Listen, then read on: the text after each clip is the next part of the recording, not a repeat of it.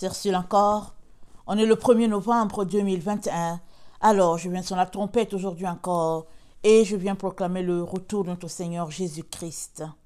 Amen et amen. Alors, gardez-vous des faux prophètes, nous dit le Seigneur Jésus-Christ. Alors, je vais lire Matthieu 7, le verset 15. Gardez-vous des faux prophètes.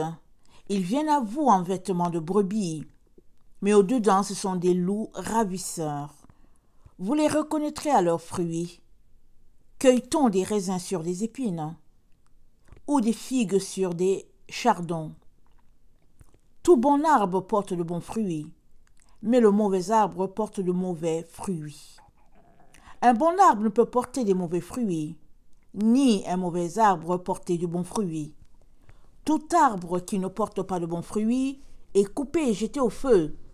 C'est donc à leurs fruits que vous les reconnaîtrez. Ceux qui me disent « Seigneur, Seigneur » n'entreront pas tous dans le royaume des cieux, mais celui-là seul qui fait la volonté de mon Père qui est dans les cieux. Plusieurs me diront ce jour-là « Seigneur Jésus, Seigneur, Seigneur, pardon, n'avons-nous pas prophétisé en ton nom? N'avons-nous pas chassé les démons en ton nom? N'avons-nous pas fait beaucoup de miracles par ton nom ?»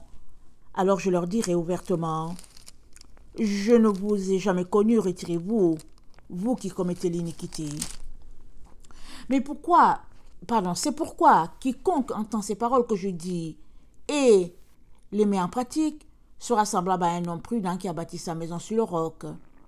La pluie est tombée, les torrents sont venus, les vents ont soufflé et sont jetés contre cette maison. Elle n'est point tombée parce qu'elle était fondée sur le roc.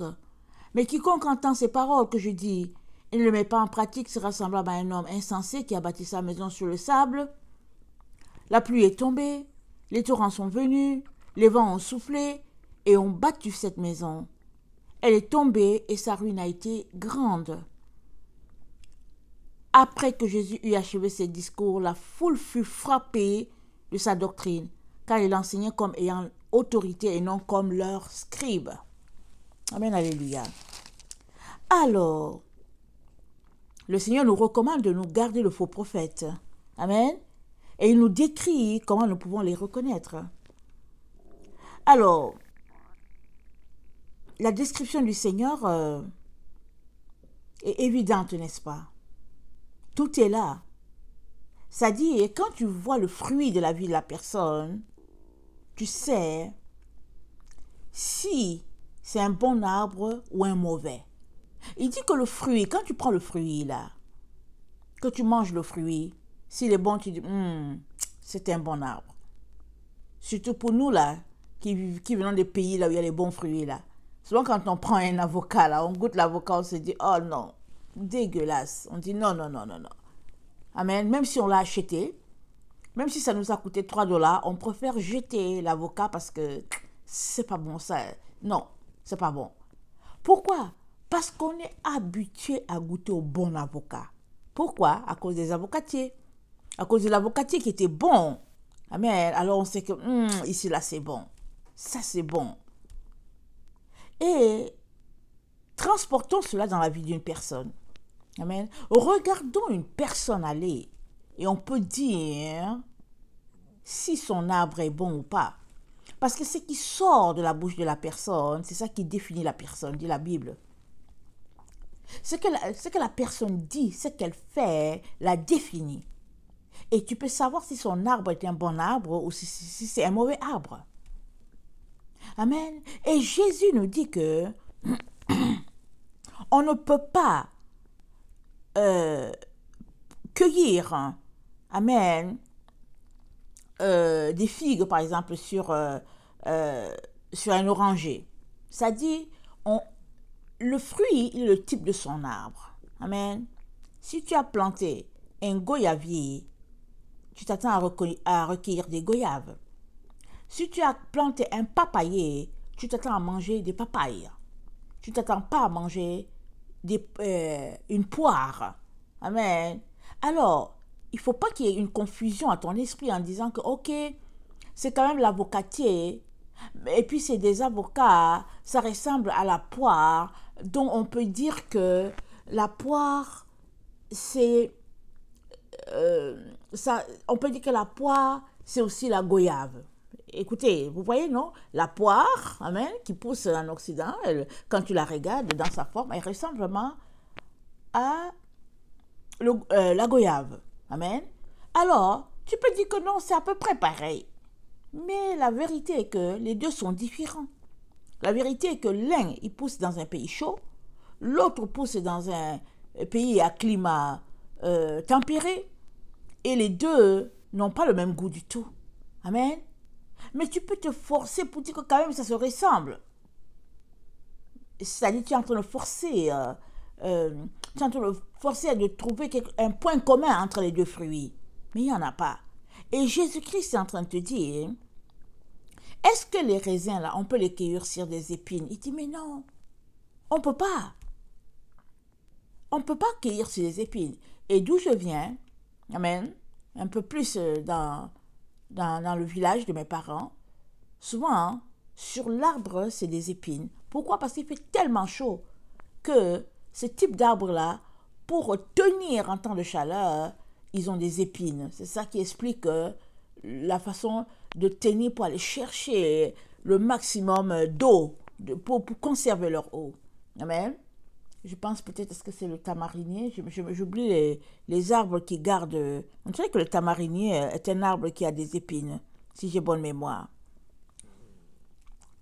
Alors, quand tu goûtes le fruit est bon. Mais quand tu regardes l'arbre, il y a des épines là-dessus. Amen. Et Jésus-Christ, il dit, le raisin là, on ne peut pas le cueillir. Là où il y a les épines, c'est pas possible. Déjà que la récolte, vous voyez, pour récolter le raisin, c'est déjà laborieux. Il dit non, on ne peut pas trouver ça là-dedans. Et, question de dire que si une personne, tout ce qui sort d'elle, ce n'est que méchanceté, ce n'est que aigreur, ce n'est que mensonge, ce n'est que manipulation, ce n'est que séduction. Jésus-Christ est en train de te dire, tu ne peux pas trouver la vérité dans la personne, c'est ça qu'il est en train de dire. Il dit, c'est pas possible. Même si tu essayes de colmater les brèches en train de dire que oui, ça se ressemble à peu près, et puis bon, voilà, il te dit, c'est pas possible. Donc, le problème, c'est à notre niveau. C'est pas au niveau du fruit. Amen. C'est pas au niveau de l'arbre. Le problème, c'est à notre niveau. Jésus-Christ nous dit, c'est à nous de nous organiser pour reconnaître le type d'arbre. Et il dit dans... je pense Jean 8, le verset 32, il dit, vous connaîtrez la vérité et elle vous affranchira. Amen. Elle vous affranchira, ça veut dire quoi? C'est-à-dire, à chaque vérité que tu connais, tu es affranchi. De telle sorte que, si ton affranchissement, amen, te demande, exemple, 1 million de vérités, peut-être parce que tu as quand même des vérités, mais que pour que tu sois totalement affranchi, il te faut 1 million de vérités. Ça veut dire que tu devras trouver le mensonge dans tout ce que tu crois là, les 1 million de fois, les mettre à la poubelle, et puis remplacer ces mensonges-là par la vérité de Dieu à chaque étape. Et ainsi, tu seras affranchi. Ainsi, tu grandiras, tu seras affranchi. C'est ça qu'il est en train de dire. Mais tu ne peux pas connaître, amen, tu ne peux pas être affranchi si, bon, tu te dis, bon, c'est pas grave, après tout, non. Non. Pour être affranchi, totalement, tu as besoin de marcher dans la vérité. Et la vérité, ça s'enquiert. Tu vas chercher la vérité. Pourquoi? Parce qu'on vit dans un monde de mensonges. On nous a tellement peint le mensonge comme vérité que souvent tu t'arrêtes, tu te demandes, mais où est la vérité dedans? Mais Seigneur, où est la vérité? Souvent c'est tellement bien peint là. On a mis la peinture dessus, tout est là, hein, et tu ne vois pas qu'en dessous là, c'est sale. C'est pas parce qu'on met la peinture sur un mur jaune, et c'est pas parce qu'on met la peinture blanche sur le mur jaune que finalement la peinture jaune n'est pas en dessous, elle est en dessous. C'est seulement qu'elle est recouverte de peinture blanche. Mais Dieu, amen, il s'attend à ce qu'on soit tout simplement blanc, c'est tout. Il ne s'attend pas à ce qu'on soit recouvert de peinture blanche, amen. Il s'attend à ce qu'on soit blanc comme la neige. C'est tout ce qu'il attend de nous. Et c'est de vérité en vérité qu'on va revêtir le vêtement blanc. Et ça requiert que nous puissions y mettre de notre temps, de notre énergie. Amen. C'est ça que le Seigneur est en train de nous dire. Alors il nous dit que vous connaîtrez la vérité et la vérité vous affranchira. Alors, quel est le temps que tu passes pour découvrir la vérité, mon frère, ma soeur? Quelle est l'énergie que tu mets à la découverte de la vérité de Jésus? Amen. Et Pilate a dit à Jésus, qu'est-ce que la vérité? Amen. Allons-y dans Jean 18. Dans Jean 18, quand ils ont amené Jésus pour le condamner, alors Jésus était là devant Pilate, et puis chacun se tiendra, n'est-ce pas, pour son jugement. Chacun se tiendra. Tôt ou tard, tu te tiendras devant Dieu pour ton jugement. Si c'est sur cette terre, alléluia, on te juge. Laisse-le te juger, parce que Dieu aussi va te juger. Amen. Et juge-toi toi-même déjà à chaque jour, afin que tu ne puisses pas passer par le jugement de Dieu. Et devant les hommes, ils te jugeront. Mais laisse-les te juger. Mais Dieu, quand il te jugera, est-ce qu'il te déclarera, il te déclarera clean, blanc comme neige? Amen. Est-ce qu'il te déclarera ainsi parce que tu as fait de Jésus-Christ ton sauveur? Je te le souhaite, je me le souhaite. Amen. Alors, dans le Jean 18, le verset 37, Pilate lui dit, tu es donc roi? Jésus répondit, tu le dis, je suis roi. Je suis né et je suis venu dans le monde pour rendre témoignage à la vérité. Quiconque est de la vérité, écoute ma voix. Alléluia, amen, merci Seigneur. Quiconque est de la vérité, écoute la voix de Jésus. Es-tu de la vérité? Réponds pour toi-même. Es-tu de la vérité? Alors, si tu es de la vérité, tu écoutes la voix de Jésus. Si toi, là, qui es là, tu n'écoutes pas la voix de Jésus, que ça t'énerve là, c'est parce que tu es du mensonge. Alors, fais tout pour aller devant lui pour dire, Seigneur, le mensonge est en moi, délivre-moi. Voilà ce que Jésus dit. Jésus dit, quiconque est de la vérité, écoute ma voix. Combien sont-ils ces enfants de Dieu qui ne veulent pas écouter sa voix? Ils sont nombreux, ils sont remplis dans son église. Ils sont remplis dans sa maison. Ils disent, oh, Jésus c'est mon sauveur, Jésus c'est mon sauveur. Mais ils n'aiment pas la vérité. Ne leur dis pas la vérité. Ils sont prêts à te couper la tête parce que tu leur dis la vérité. Mais Jésus-Christ dit, quiconque est de la vérité, écoute ma voix. Pour toi, donc, c'est un test. Fais un test, passe en revue ta vie. Si tu n'aimes pas la vérité, amen, si ça te dérange au point où tu veux en faire une crise, c'est parce que tu n'es pas de la vérité. Mais il y a encore de l'espoir. Va devant Jésus-Christ, il t'aidera, n'est-ce pas? Par le Saint-Esprit, amen, qui changera ta vie. Parce que le Saint-Esprit, c'est l'esprit de vérité. Amen. L'esprit de vérité, Jésus-Christ a dit quoi? Je vous enverrai un autre consolateur. Lui-même, il était un consolateur. Et il nous dit, je vous enverrai un autre consolateur. Il vous conduira où? Dans toute la vérité. Il prendra ce qui est à moi et il vous l'enseignera. C'est ça le travail du Saint-Esprit. Amen. Alors je viens t'encourager, mon frère, ma soeur, à rechercher la vérité à tout prix. Amen. Et à courir après la vérité. Et ce n'est que comme ça que tu seras affranchi à tous les jours, à chaque étape. Amen. Et la marche de la vérité t'amènera devant le trône de Dieu. Amen. Parce que alors que tu marches, alors que tu poursuis la vérité, en même temps tu es en train de gravir les marches en direction du trône de Dieu. C'est ça que tu dois comprendre. Amen. Alors, donc Pilate, il demande à Jésus, qu'est-ce que la vérité? Mais dans ce passage, on ne voit pas qu'il y a eu la réponse. Mais Jean nous répond, l'apôtre Jean nous répond. Allons-y dans 1 Jean 3. 1 Jean 3, le verset 18, l'apôtre Jean nous dit une chose très profonde. Il nous dit, petits enfants, n'aimons pas en parole et avec la langue, mais en action et en vérité. Par là, nous connaîtrons que nous sommes de la vérité et nous rassurerons nos cœurs devant lui. N'aimons pas. Amen. Il dit n'aimons pas en parole et avec la langue. Ça, c'est la manipulation. Ça, c'est la flatterie. Amen. Ça, c'est le mensonge. Ah, c'est l'hypocrisie. L'apôtre Jean dit non, ne faisons pas ça. Oh mon frère, je t'aime. Oh ma soeur. Ah non, je t'aime. Il dit, aimons en action et en vérité. Tu aimes quelqu'un, tu poses une action. Et il appelle ça la vérité. Ce n'est que comme ça que tu seras affranchi, mon frère, ma soeur. Quand tu passeras au pratico-pratique, alors tu es enfin entre le marché selon la vérité. Si tu demeures juste dans le superficiel, tu n'es pas dans la vérité du tout. Amen. Il est très important que tu décides de changer cela, parce qu'on est dans les temps de la fin. On n'est pas dans les temps où on s'amuse. On est dans les temps où on est tout simplement en train de peaufiner la robe.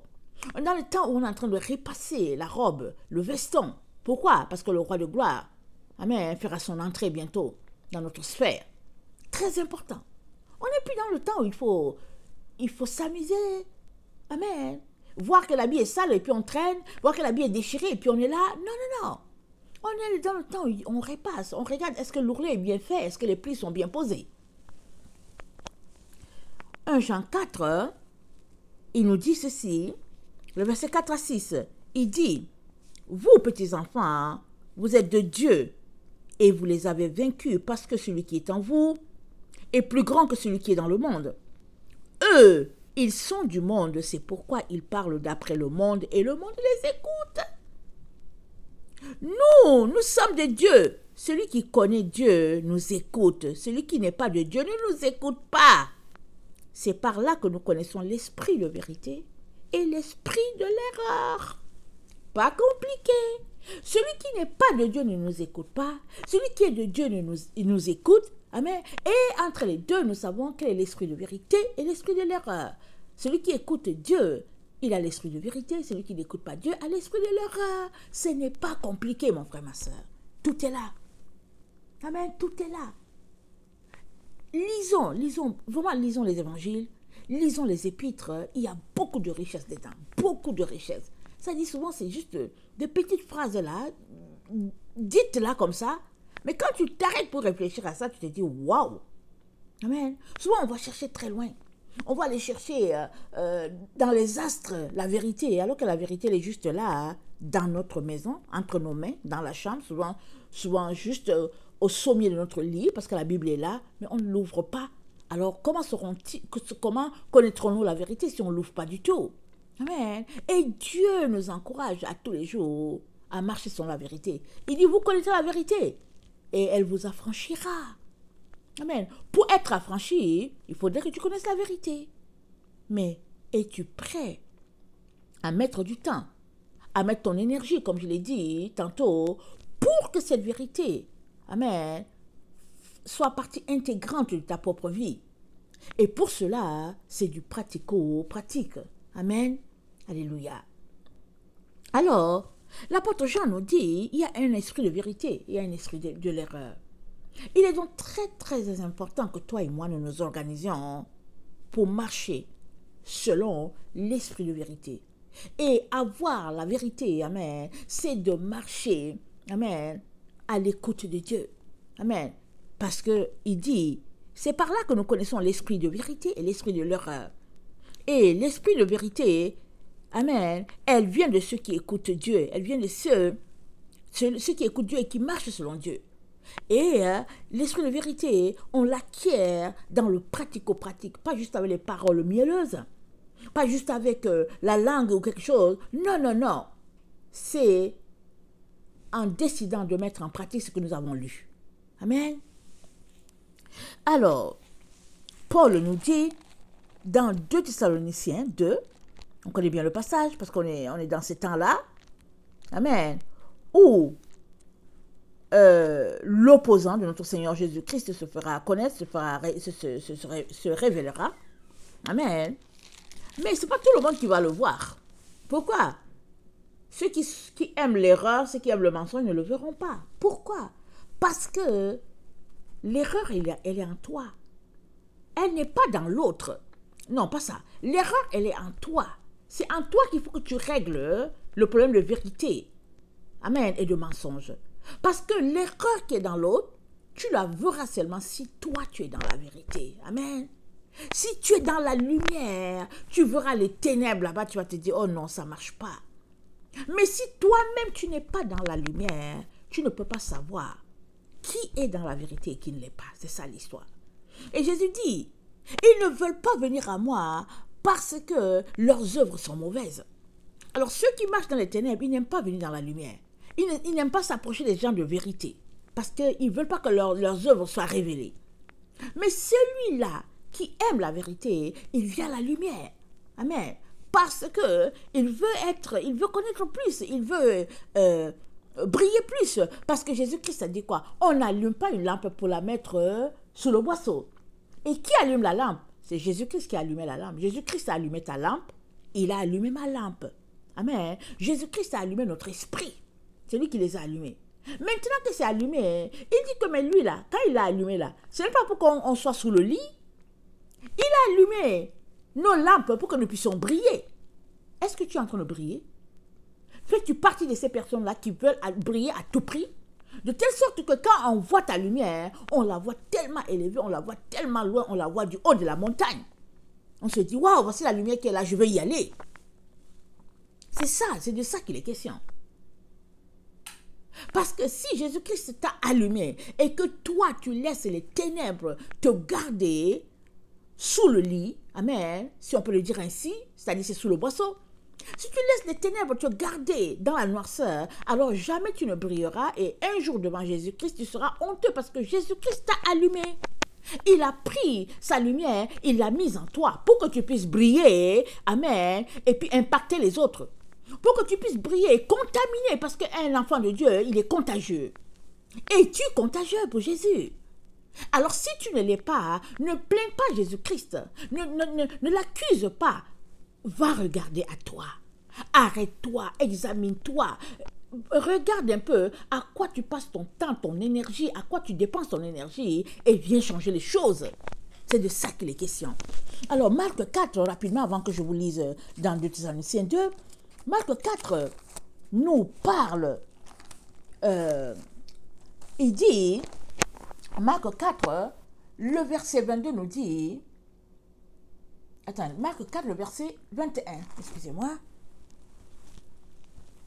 Marc 4, le 21, Jésus-Christ nous dit, apporte-t-on la lampe pour la mettre sous le boisseau ou sous le lit? N'est-ce pas pour la mettre sur le chandelier? Car il n'est rien de caché qui ne doive être découvert, rien de secret qui ne doive être mis au jour. Si quelqu'un a des oreilles pour entendre, qu'il entende. Il n'y a rien, toutes les choses que tu caches là, Jésus-Christ te dit, c'est mieux de les amener à la lumière. C'est mieux de les laisser, amen, éclater au grand jour. Parce que alors qu'ils viennent à la lumière, amen, tu es purifié, tu es sanctifié. Même si ce qui sort, ça fait honte, tu es purifié, tu es sanctifié. Amen. Mais si tu continues de garder cela dans les ténèbres cachées, Jésus-Christ dit, un jour ou l'autre, ça va sortir. Et si ça sort seulement au dernier jour, alors tu auras honte parce que tu te seras affiché devant les gens comme un enfant de lumière, alors qu'en réalité, tu n'es qu'un enfant de ténèbres. Et Jésus ne veut pas cela pour toi. Alors c'est pour ça qu'il te dit, ne laisse pas la lampe cachée. Expose-la, haut et fort. Amen. Alors, 2 Thessaloniciens 2, le verset 9 nous dit un fait très marquant de notre temps, de l'époque dans laquelle nous sommes. Amen. Ce qui arrivera à tous ceux-là qui auront choisi le mensonge. Jésus-Christ dit, ils vont se retrouver, amen, à être pris avec l'impie, le fils de perdition, l'antichrist, comment on l'appelle encore, Apollyon, tout ce qu'on peut, la petite corne, le Daniel 8, ils seront pris, amen, avec cette personne-là. Pourquoi? Où seront les autres? Ceux qui auront aimé la vérité seront dans leur corps transformés, seront dans leur corps glorifiés. Amen. Et ceux qui auront aimé le mensonge se retrouveront tout simplement, amen, sous la charge, amen, de l'opposant, notre Seigneur Jésus. Si je peux le dire ainsi. On l'appelle l'opposant. Amen. Il y a des versions qui l'appellent le mauvais. Pourquoi est-il opposant? Pourquoi est-il mauvais? C'est que, au fait, de fils de Dieu qu'il est, amen, il s'est égaré. Et en plus de cela, il a ajouté à son égarement des pratiques occultes et puis mystiques. Si bien qu'il s'est retrouvé à égarer le peuple de Dieu. Amen. référence Apocalypse 13, à partir du verset 11 aussi. Amen. Parce que cette personne-là se retrouve là, parce que la bête qui sort de la terre, elle a 2 cornes. Une corne pour le faux prophète, et puis une corne aussi pour le dragon, qui n'est autre que Satan. Amen. Et on est dans le temps où les esprits, amen, vont s'incarner dans les différentes personnes. Alors, si tu as marché dans la vérité, l'esprit de Jésus-Christ sera en toi. Amen. Tu seras transformé d'un corps mortel en un corps immortel.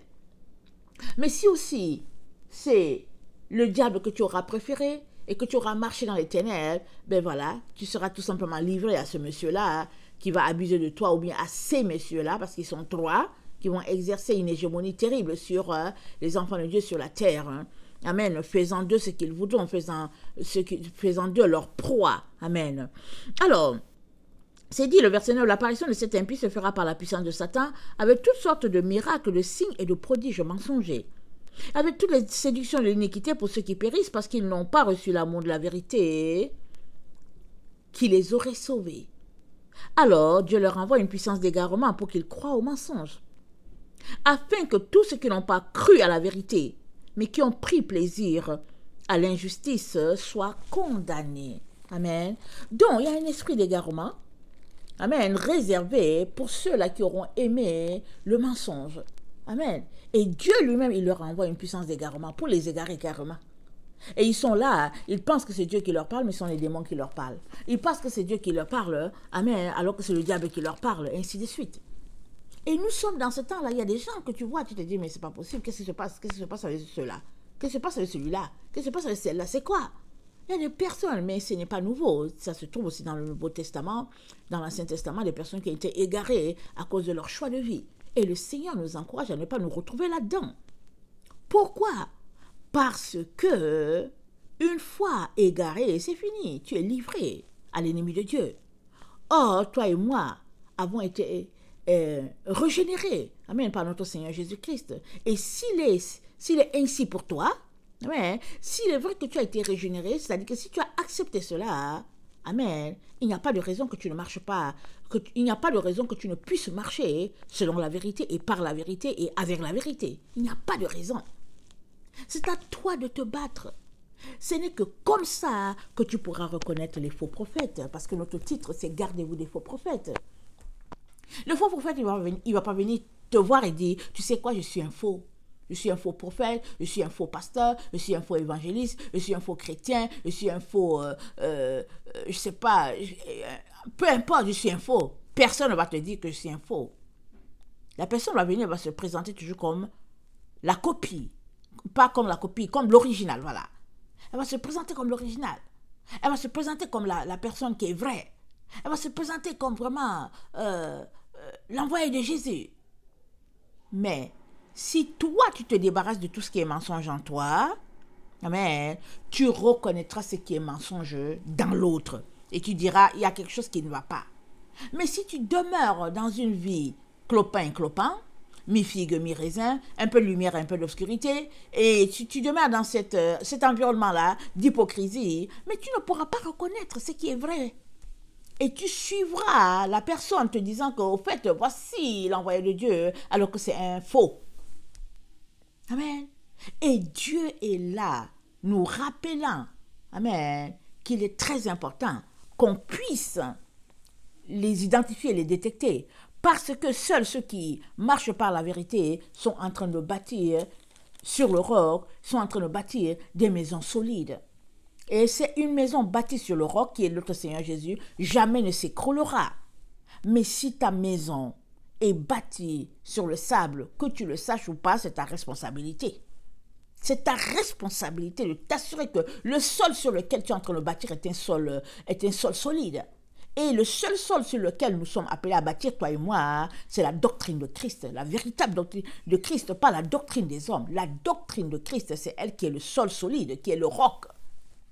Alors si tu n'as pas la doctrine de Christ et que tu te retrouves dans un environnement d'église, peu importe, et que tu es là, tu te dis que c'est la vérité, ça c'est ta responsabilité. Dieu a tout donné, il a pourvu pour que tu puisses marcher, vivre par la vérité et puis être la vérité à tout point de vue, dans ta vie, dans tout ce que tu fais. Et il te dit que si donc tu es en train de bâtir sur du faux, ta maison sera semblable à une maison bâtie sur le sable. Elle va s'écrouler. Et une fois qu'elle s'écroule, qu'est-ce qui te reste? C'est fini, tu seras livré. Il dit la pluie est tombée, les torrents sont venus, les vents ont soufflé et ont bâti cette maison. Elle est tombée et sa ruine a été grande. Et il est vraiment temps, mon frère, ma soeur, que tu te ressaisisses. Amen.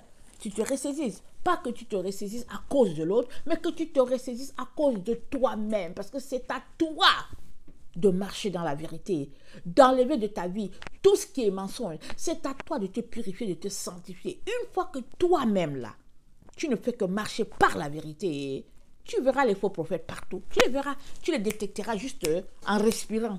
Partout ils seront, tu vas les voir, tu vas dire, non, Seigneur, aide-moi à m'en éloigner. Amen. Alors, que le Seigneur bénisse sa parole, et puis qu'il te donne, toi qui m'écoutes là, de faire du sérieux avec ton Jésus. Souvent, on est là, on perd le temps, on se dit qu'on a l'énergie, on a le temps et tout, mais on est très, très avancé dans ce moment-là où le Seigneur Jésus-Christ mettra ceux-là qui lui obéissent en sécurité. Amen. Que le Seigneur bénisse sa parole. Je vous aime beaucoup et Dieu davantage. Maranatha, Jésus revient. Amen et Amen. Alléluia.